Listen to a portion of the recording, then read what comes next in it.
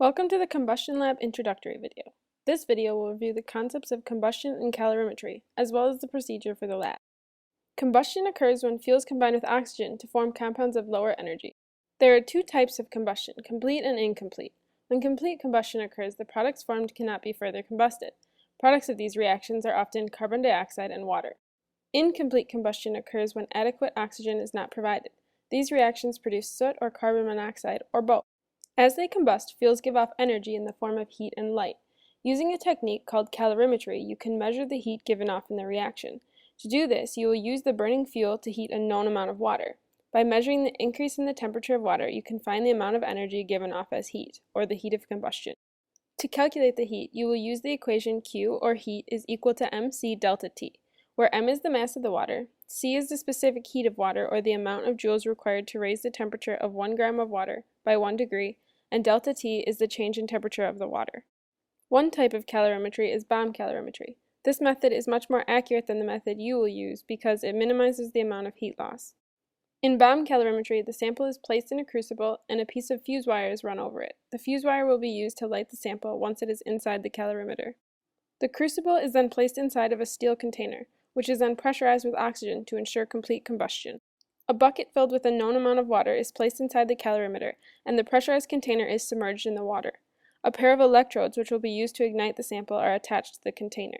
The calorimeter, which is fitted with a thermometer and stir bar, is then sealed, and an electrical charge is used to ignite the sample. The method you will use is less accurate than bomb calorimetry because some heat will escape without changing the temperature of the water. Now let's review the procedure for the experiment. To start, you should obtain a calorimeter.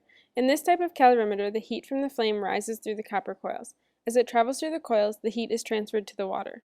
Next, you will need to find the mass of water in the calorimeter. To do this, place the empty calorimeter on the scale and tare the scale. Fill the calorimeter with water up to the top of the coils. Place the calorimeter back on the scale. The mass displayed on the scale is the mass of the water in the calorimeter. You can also use a graduated cylinder to fill the calorimeter. Remember, 1 milliliter of water is equal to 1 gram of water. Place the calorimeter in a ring stand and insert a thermometer. Next, obtain an oil lamp filled with ethanol and record its initial mass. Place the oil lamp below the ring stand where your calorimeter is suspended. Record the initial temperature of the water in the calorimeter in degrees Celsius. Next, carefully light the oil lamp using a match or lighter. Allow the ethanol to burn until you observe an increase in temperature of at least 10 degrees Celsius. Then carefully blow it out. After it stabilizes, record the final temperature. The final temperature minus the initial temperature gives you delta T. Also, find and record the final mass of the oil lamp. The final mass minus the initial mass tells you how many grams of fuel were consumed in the reaction. Use the equation discussed earlier to find the heat of combustion of ethanol. Then, use the mass of ethanol used to find the joules released per gram of ethanol consumed.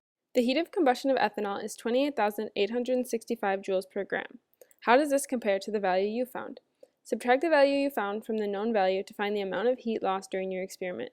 How do you think this heat was lost? Consider the differences between your experiment and bomb calorimetry.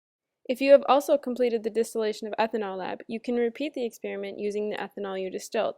While ethanol is distilled, some water is distilled with it. How do you think this will affect your experimental value of the heat of combustion? Using the same procedure outlined previously, find the heat of combustion for the ethanol you distilled.